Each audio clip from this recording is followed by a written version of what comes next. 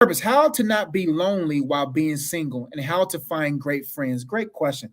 How to not be alone. Number one, you have to realize that you're not alone. The biggest misconception about being alone is that people believe that they're actually alone, but God is like, yo, fam, I'm here. I'm present. I'm a present help in a time of trouble. All right. And you also got to see, in order to maximize your singleness, you got to find the purpose of your singleness. Your singleness is full of purpose. All seasons matter. People want purpose seasons, but don't want prerequisite seasons. People want purposes like the purposes of marriage, the purposes of business, owning a business, or the purposes of entrepreneurship, all these different purposes, having children, etc. But they don't really manage the prerequisites. You got to understand, in order to finish it, you got to do the prerequisites. In order for you to thrive in it, you got to fulfill the prerequisites. Meaning, when you understand that these preparatory seasons are immensely valuable, then you will see the value in them, and then you will embrace your singing. There's certain things that I can never do anymore. I can't do anymore because I'm married. But those things are canalized in a season of my life that led to me to be the man I am now. And so the reason why a lot of people feel alone in their singing is they don't really know that God is with them. And they don't even know how to tap in with God. They don't even know how to engage God. And when you lack awareness for a season, then you want to be out of that season, and then you will find yourself doing things that you know you shouldn't. And so, how to not be lonely? Number one, realize that you're not alone, that God is with you. He's there.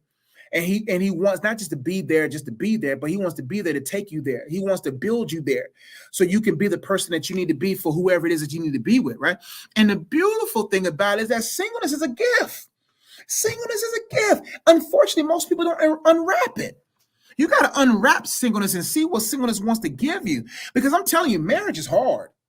If you can't handle singleness, you're not going to handle marriage. I'm telling you right now. If you can't handle being single, you're not going to be able to handle being intermingled with someone. Marriage requires work. It's easy to make lust, but hard to make love. It's easy to date around, smile around, all that kind of stuff. But when it comes down to being faithful and consistent with one person, that's hard. And if you don't know how to be consistent with yourself single, how can you be consistent with someone else?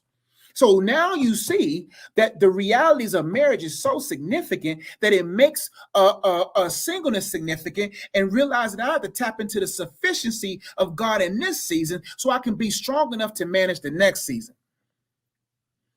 And so when you realize that, then you'll cling even more to God. You see what I'm saying? You will talk more to God.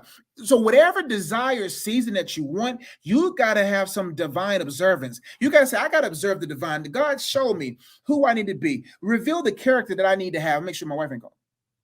Okay, no, that's not. You see what I'm saying? And then you got to understand what the discipline outputs I need to do. Marriage ain't easy, man. It's amazing, but it's work. And if you lazy through your singleness, then you ain't going to be able to last in your marriage, or last in any season if you don't take care of the prerequisite seasons. So how not to be lonely? Recognize the presence of God. Track God's faithfulness in your life. Track the little things that God does for you. The reason why we lose sight on God, because we track God based upon the big things that he do. But do you know that he does big things for you every second of your life, every moment of your life? Do you know what kind of miracle it is for you to breathe? Do you know what miracle is for you to be to wake up this morning? You know what kind of miracle that was? You know what kind of miracle for you to make it home safely? You know how many people didn't wake up this morning? You know how many people didn't make it home safe? Do you know how many people lost their breath today? So God is faithful. And so you got to begin to see that he will not leave you nor forsake you, that he is with you. And how to find great friends. You find great friends by being a great friend to yourself and understanding the greatness of God being your best friend. I'm telling you, when you listen, you in good company. Listen, I love people, but I don't need people because I have God in me. And listen, if you're not a good friend to yourself, you're not going to be a good friend to anyone else. If you're not a great friend to yourself, you're not going to be a great friend to someone else. If you're not a great friend to you, you're not going to attract great friends.